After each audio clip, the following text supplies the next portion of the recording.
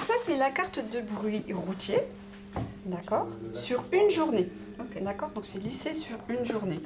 Sur cette carte, ces habitants du centre d'Angers découvrent les secteurs de l'agglomération les plus impactés par le bruit de la route.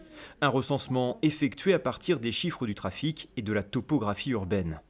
Pendant cette période de consultation publique, les riverains peuvent justement l'enrichir en consignant leurs propres observations.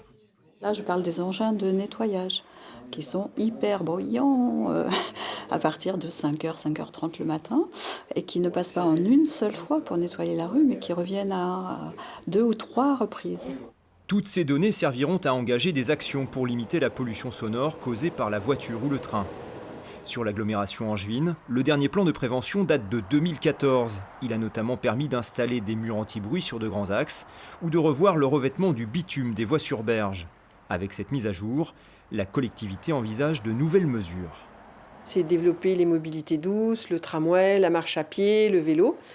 Contenir la place de la voiture en ville, donc ça c'est un travail de tous les instants, faire en sorte que les voitures aillent le moins vite possible et de faire en sorte que l'espace public soit le plus apaisé possible. En fait, pour moi, c'est ça l'enjeu de ce plan.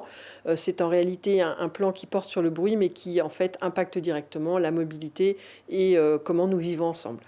11 000 habitants environ seraient concernés par les nuisances liées à la mobilité, soit 4% de la population locale. Mais pour l'association France Nature Environnement, les directives européennes qui encadrent ces mesures ne vont pas assez loin. Sur ces cartes de bruit ne sont pas pris en compte les travaux qui ont lieu en journée ou le bruit qui peut avoir lieu le soir ou les problèmes de voisinage.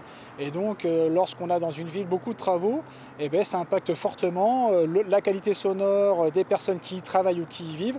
Les Angevins ont jusqu'à fin octobre pour enrichir le futur plan de prévention du bruit, planifié début 2023.